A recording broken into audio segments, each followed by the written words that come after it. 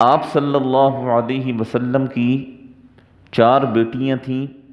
چاروں بیٹیاں آپ صلی اللہ علیہ وسلم کی چہیتی اور لاڈلی تھیں، لیکن چونکہ 3 بیٹیوں کا انتقال آپ کی زندگی میں ہو گیا اور حضرت فاطمہ رضی اللہ عنہا وہ اکیلی رہ گئیں، تو آپ صلی اللہ علیہ وسلم کی پوری توجہ حضرت فاطمہ رضی اللہ عنہا پر رہی۔ یہی وجہ ہے کہ ایک دفعہ آپ صلی اللہ علیہ وسلم نے حضرت فاطمہ رضی اللہ عنہا سے فرمایا کہ لخت جگر، میرا دل چاہتا ہے کہ تیرا گھر میرے گھر کے قریب ہو۔ حضرت فاطمہ رضی اللہ عنہا کچھ فاصلے پر رہتی تھیں، تو آپ نے فرمایا کہ میرا دل چاہتا ہے کہ تیرا گھر میرے گھر کے قریب ہو۔ تو حضرت فاطمہ رضی اللہ عنہا نے عرض کیا، اللہ کے رسول، وہ جو فلاں صحابی ہیں ان کے مکانات آپ کے گھر کے قریب ہیں اور خالی ہیں، آپ ان سے فرما دیں وہ ایک مکان مجھے دے دیں تو میں اس مکان میں آ جاتی ہوں اور آپ کے قریب ہو جاؤں گی۔ تو آپ صلی اللہ علیہ وسلم نے کیا فرمایا؟ آپ نے فرمایا کہ میں تو پہلے ہی اس صحابی سے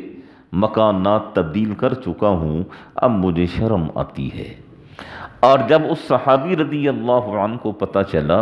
کہ آپ صلی اللہ علیہ وسلم کی یہ خواہش ہے، تو وہ صحابی از خود حاضر ہوئے اور انہوں نے عرض کیا، اللہ کے رسول، میرا کل مال آپ کے لیے ہے، آپ جو مکان پسند فرمائیں گے میں بخوشی حضرت فاطمہ رضی اللہ عنہا کو وہ مکان دینے کے لیے تیار ہوں۔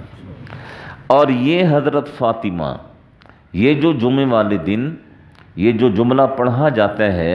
وَفَاطِمَةُ سَيِّدَةُ نِسَاءِ أَهْلِ الْجَنَّةِ، کہ فاطمہ جنت کی عورتوں کی سردار ہے، یہ سرداری کیسے ملی ہے؟ یہ سرداری اس وجہ سے نہیں ملی کہ یہ اللہ کے رسول کی صاحبزادی تھی، یہ سرداری انہیں اپنے عمل کی وجہ سے ملی ہے۔ وہ تو آپ صلی اللہ علیہ وسلم نے اپنی زندگی میں فرما دیا کہ فاطمہ، دنیا میں جو کچھ ہے مرنے کے بعد میں تیری قبر میں تیرے کسی کام نہیں آؤں گا، وہاں تیرے اعمال ہوں گے، جیسے تیرے اعمال ہوں گے ویسے قبر کے اندر تیرے ساتھ معاملہ کیا جائے گا۔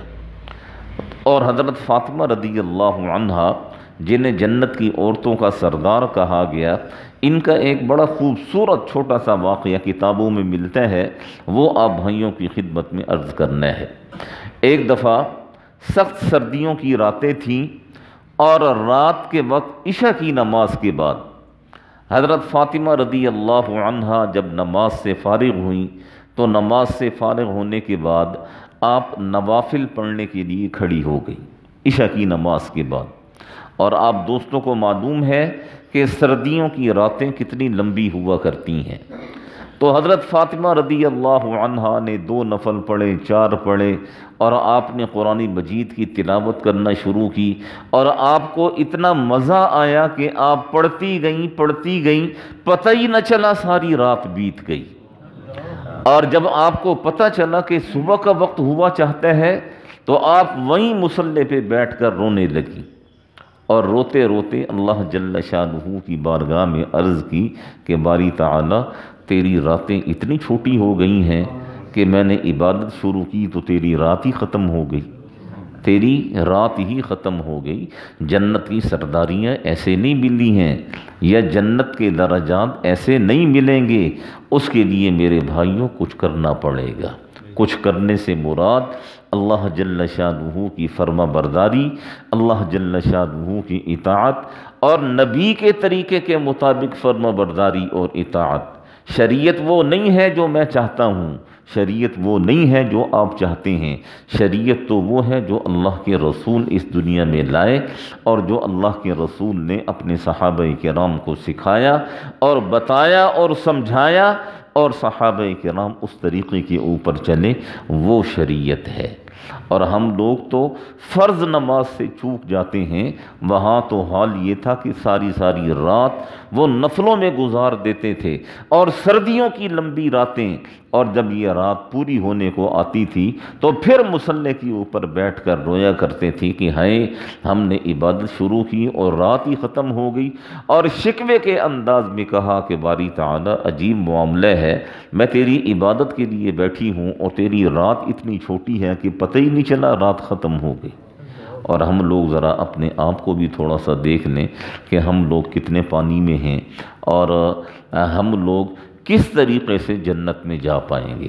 یاد رکھیں جنت میں ایسے کوئی بھی نہیں جائے گا، یہ چیز ذہن میں رکھیں، جب تک انسان کے اپنے پلے کچھ نہیں ہوگا۔ اور اللہ جل شانہ نے